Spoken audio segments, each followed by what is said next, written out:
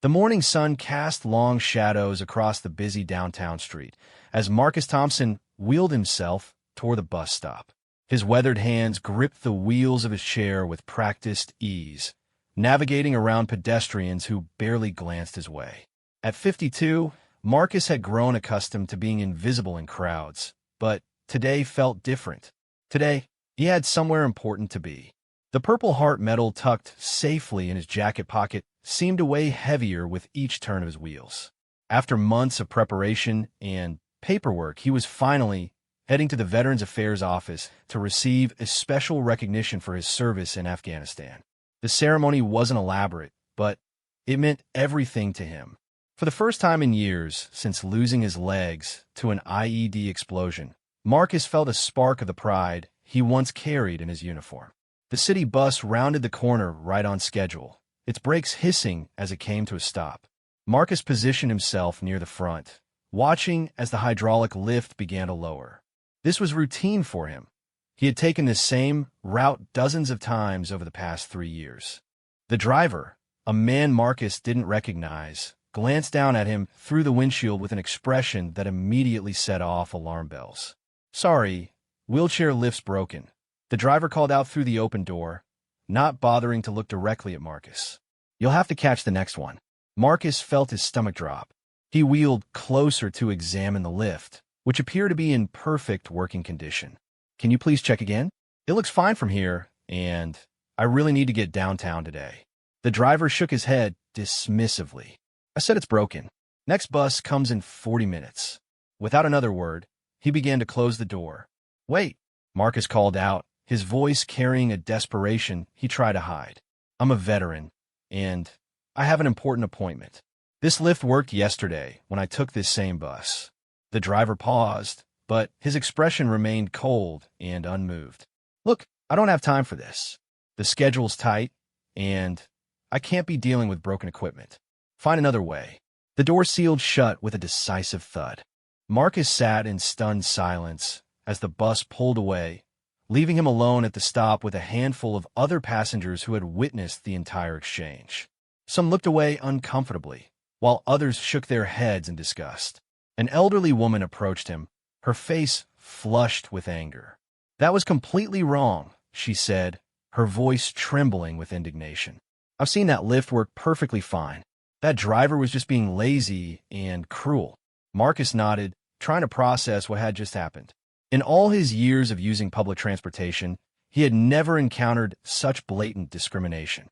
Most drivers were helpful, even going out of their way to ensure his safety and comfort.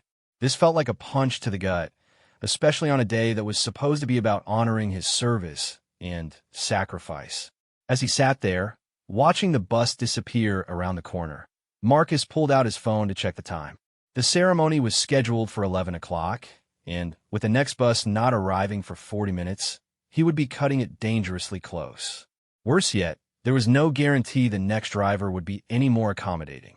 The weight of frustration and disappointment settled over him like a heavy blanket. Marcus had faced enemy fire, survived explosions that claimed his legs, and endured years of painful rehabilitation.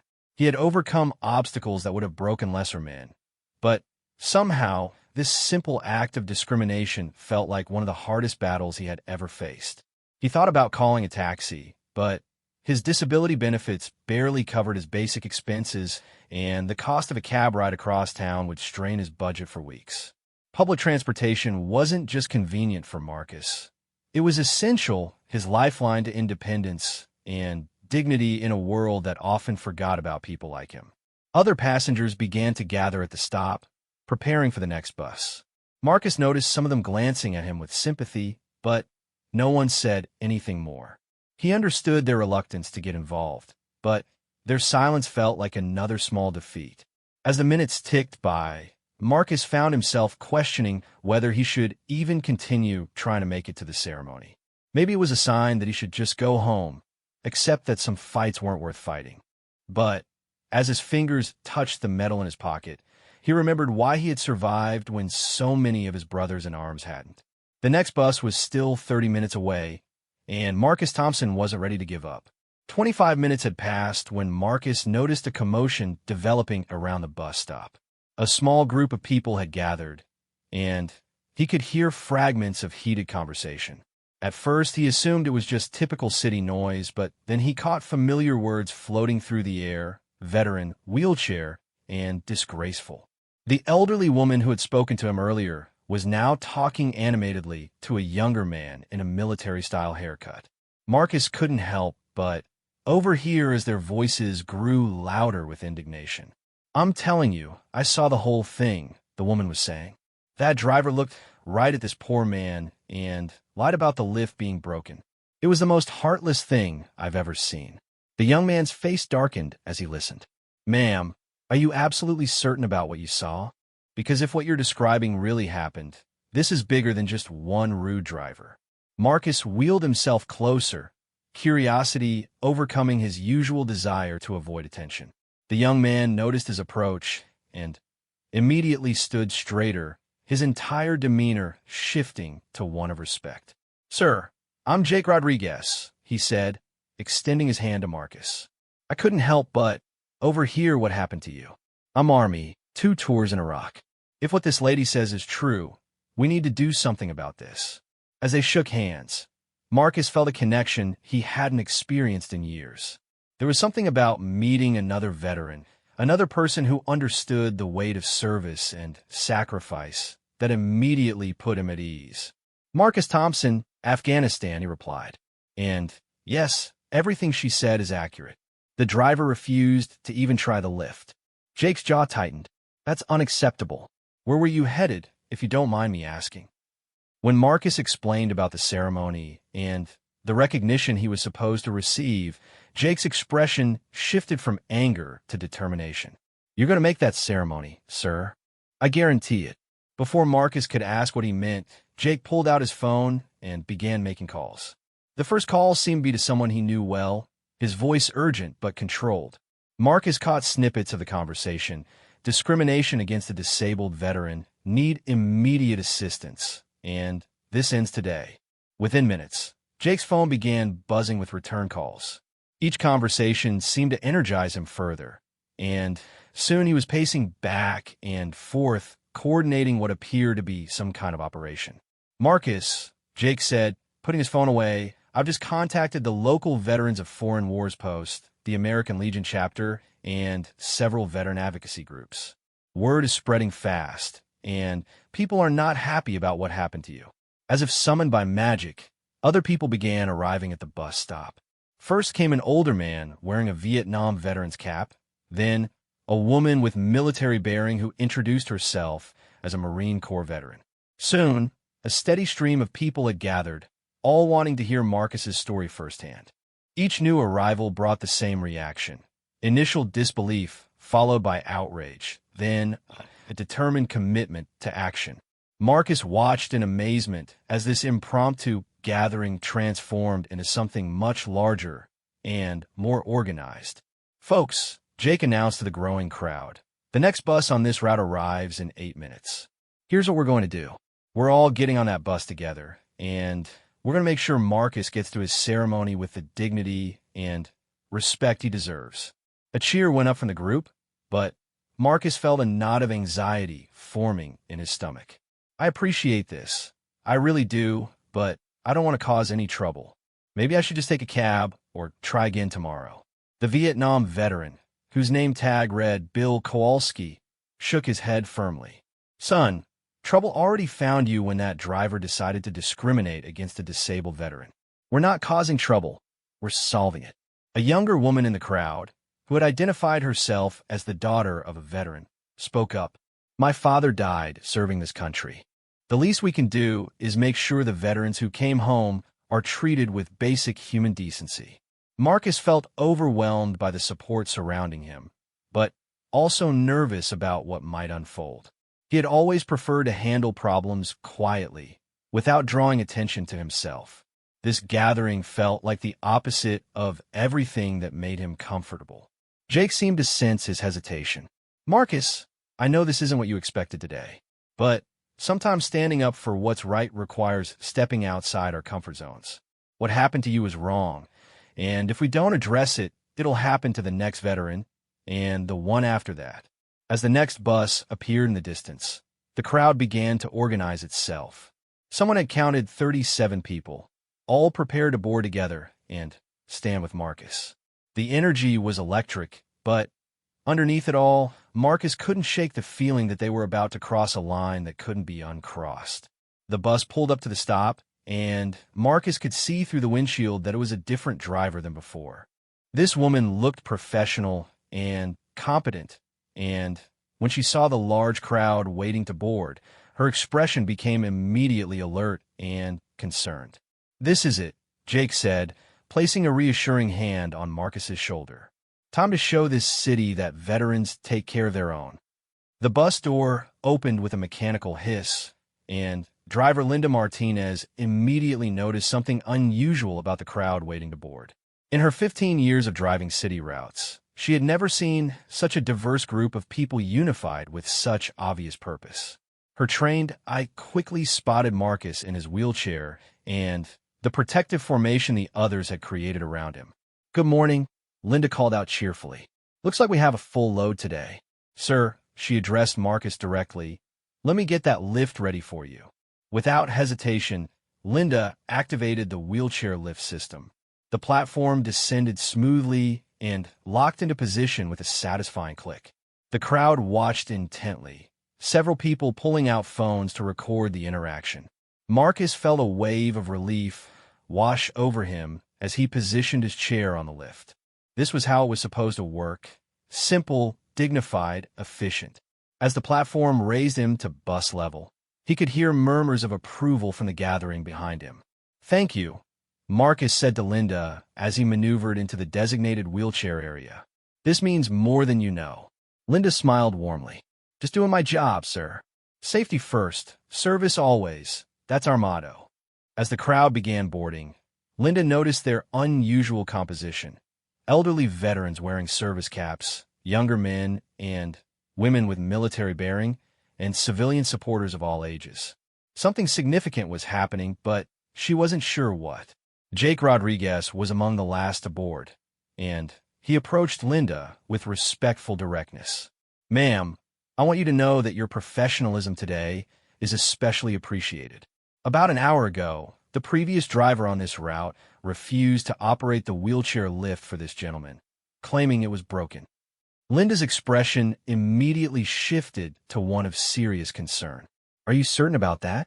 We have strict policies about accessibility compliance, and all our lifts are checked daily."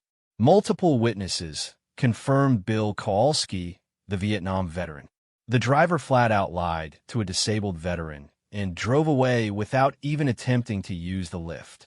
As the bus pulled away from the stop, Linda processed this information while navigating traffic. She had worked with hundreds of drivers over the years, and while most were professional and caring, she knew there were a few who cut corners or harbored inappropriate attitudes. "Can you describe this driver?" she asked, glancing in her rearview mirror at the assembled group. When Marcus provided the description, Linda's face tightened with recognition. "I think I know who you're talking about. This isn't the first complaint about him, but it's by far the most serious." "Sir," she addressed Marcus, "would you be willing to file a formal complaint with our dispatch?" "Actually," Jake interjected, "we've already contacted the transit authority, the mayor's office, and several local news stations. This story is already spreading on social media." Linda pulled out her radio and contacted dispatch. "This is Unit 47, requesting immediate connection with Supervisor Johnson. I have a priority accessibility incident that needs immediate attention." The response came quickly. "Unit 47, Supervisor Johnson here. What's the nature of the incident?" "Sir, I have a disabled veteran aboard who was refused service by another driver claiming equipment failure. I've verified the lift is working perfectly, and I have multiple witnesses to the discrimination." Static crackled for a moment before the supervisor responded, his voice notably more serious. "Unit 47, I'm getting calls from media outlets and the city manager's office about this situation. Transport all passengers to their destinations as normal, but I need you to bring the veteran directly to headquarters afterward for for a formal statement. Marcus felt overwhelmed by how quickly things were escalating. What had started as personal disappointment was becoming a public incident involving city officials and media attention. A young woman near the front of the bus turned to address the group. "My name is Sarah Chun, and I'm a reporter for the City Tribune. Would Mr. Thompson be willing to speak about his experience?" Jake immediately stepped forward protectively. Marcus is on his way to receive recognition for his military service. Let's let him focus on that first. But Marcus surprised everyone by speaking up. "Actually, I think people should know what happened. If sharing my story prevents this from happening to another veteran, then it's worth talking about." As the bus continued downtown, an impromptu interview began taking place. Marcus found himself telling his story to Sarah while the other passengers listened intently. He spoke about his service in Afghanistan, the IED explosion that cost him his legs, and his long struggle to rebuild his life. "The thing that hurt most wasn't the inconvenience," Marcus explained. "It was feeling invisible, feeling like my service and sacrifice didn't matter to that driver. For just a moment, I felt like I was back to being seen as a burden rather than a person." Bill Kowalski wiped his eyes as he listened. "Son, your service matters. Your sacrifice matters. And what happened to you today was an insult to every man and woman who ever wore the uniform." The bus approached downtown, and Linda announced they were nearing Marcus's stop. But then something unexpected happened. Instead of the usual handful of passengers preparing to disembark, nearly the entire crowd stood up. "Where are you all going?" Marcus asked, confused.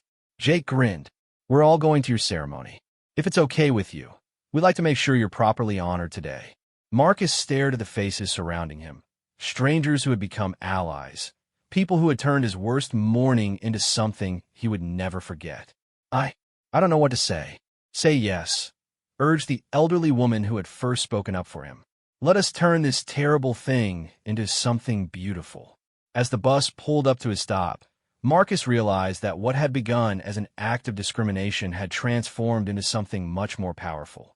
He wasn't just going to receive recognition for his past service. He was witnessing the very values he had fought for being demonstrated by ordinary citizens who refused to let injustice stand unchallenged. "Yes," he said quietly. Then, louder, "Yes, I would be honored to have you all there."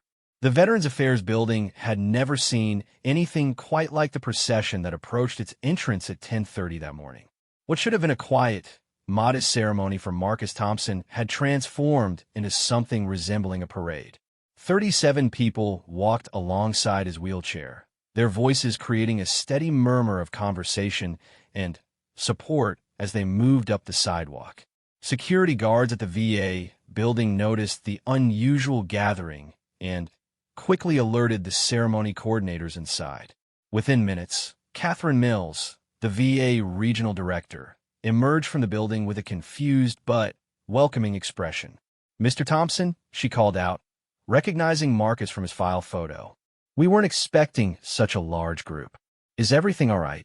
Jake Rodriguez stepped forward to explain the morning's events while Marcus tried to process the surreal nature of his situation.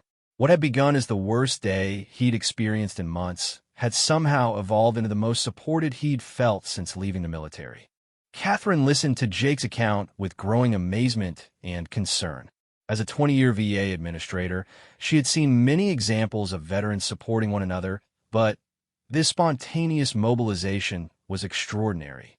"Mr. Thompson," she said, kneeling down to Marcus's eye level, "I'm so sorry this happened to you, but I'm inspired by what these people have done in response. Would your friends like to join us for the ceremony?"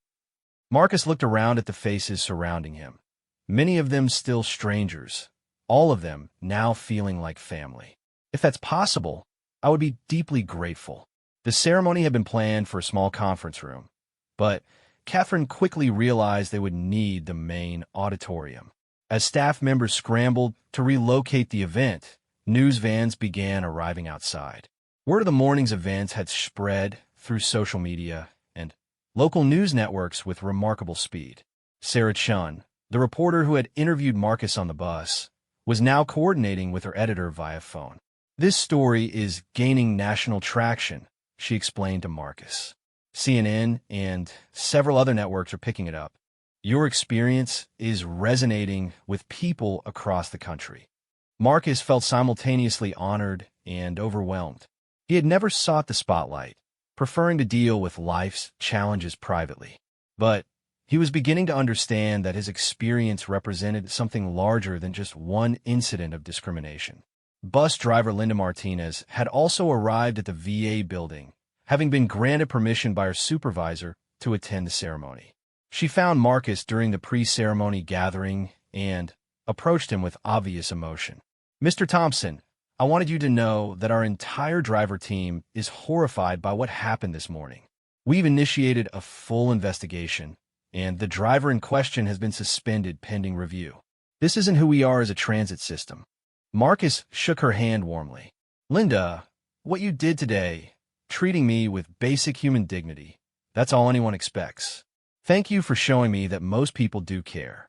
As they moved into the main auditorium, Marcus was struck by the transformation of what should have been a simple recognition ceremony. The room buzzed with energy as veterans, advocates, and supporters found their seats. Many were sharing their own stories of discrimination and support, creating connections that would likely last long after this day ended. Mayor Patricia Gonzalez arrived unexpectedly, having heard about the incident through her office's social media monitoring. She approached Marcus with genuine concern and respect. "Sir, I want to personally apologize for what happened to you on our city's transportation system. This is not reflective of our values or our commitment to our veterans. We will be implementing additional training and oversight to ensure this never happens again." The ceremony began with Catherine Mills addressing the unexpected but welcome crowd. "Ladies and gentlemen, we gather today to honor Sergeant Marcus Thompson for his courageous service in Afghanistan and to recognize his continued contribution to our community. But this ceremony has become something more.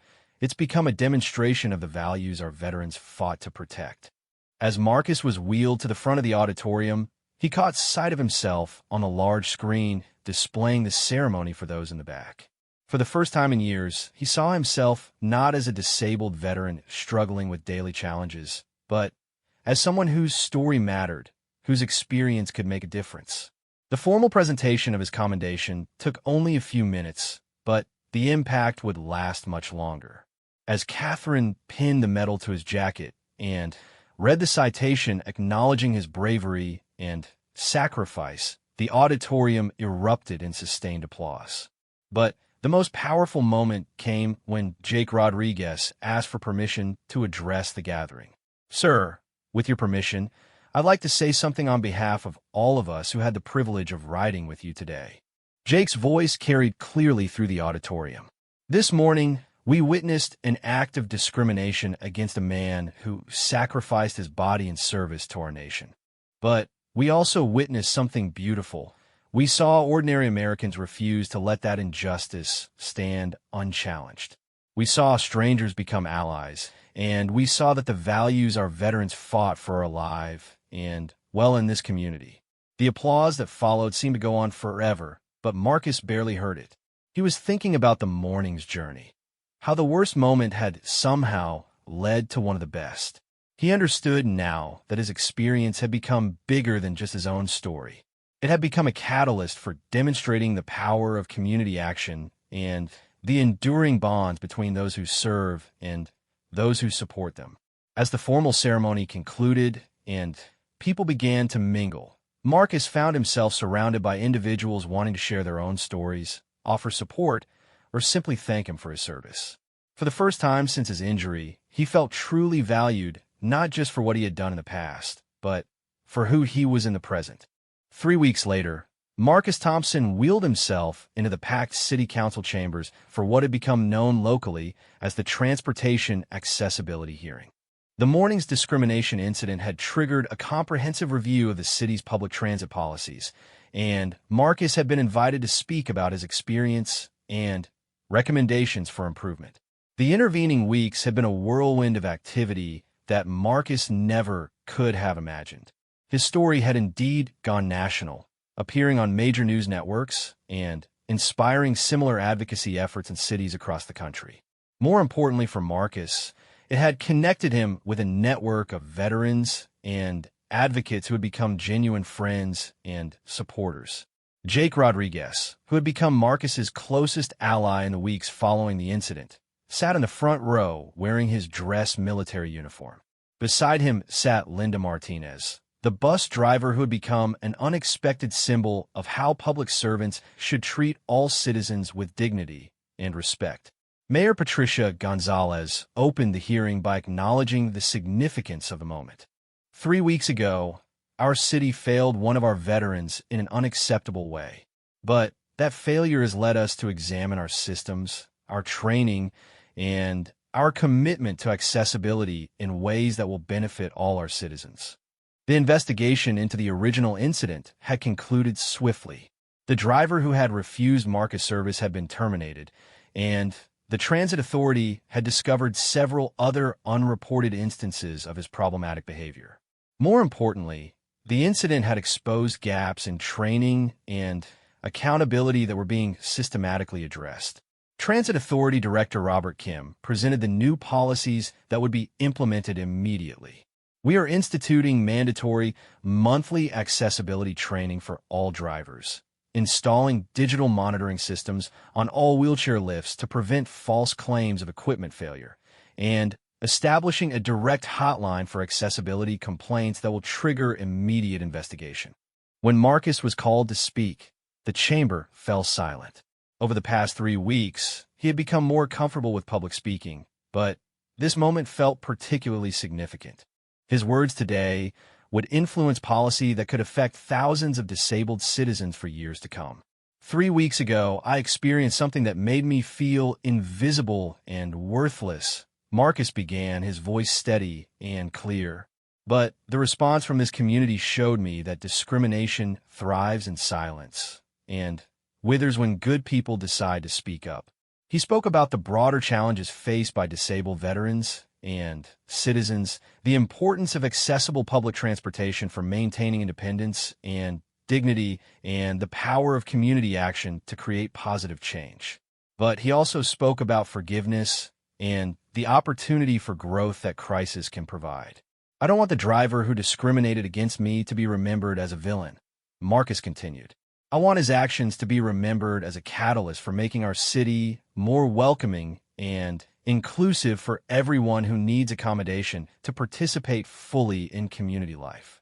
The audience included many of the people who had supported Marcus that morning, along with other veterans, disability advocates, and city officials. Sarah Chun, the reporter who had first covered the story, was there documenting how the initial incident had evolved into meaningful policy change. Bill Kowalski, the Vietnam veteran who had been among Marcus's earliest supporters, spoke during the public comment period. What happened 3 weeks ago reminded us that the fight for dignity and equality doesn't end when our veterans come home. It continues every day in how we treat each other as citizens and human beings. The hearing concluded with the unanimous passage of the new accessibility policies, but more significantly, it marked the beginning of ongoing efforts to ensure equal access throughout the city. Marcus had been invited to join a newly formed Citizens Advisory Committee on Accessibility, a role he accepted with enthusiasm. As people filed out of the chambers, Marcus found himself surrounded once again by supporters and new acquaintances. The shy, private person who had simply wanted to attend a quiet ceremony had discovered a voice and a purpose he never knew he possessed. Linda Martinez approached him as the crowd thinned. Marcus, I want you to know that driving has become a different job for me since meeting you. Every day, I think about how my actions can either lift someone up or tear them down. Thank you for helping me become a better public servant. Jake Rodriguez waited until the formal proceedings were over before speaking privately with Marcus. When I first made those phone calls 3 weeks ago, I was just angry about an injustice. I had no idea we were starting something that would have this kind of impact. Marcus nodded thoughtfully. I've learned that sometimes our worst moments become doorways to our most important work.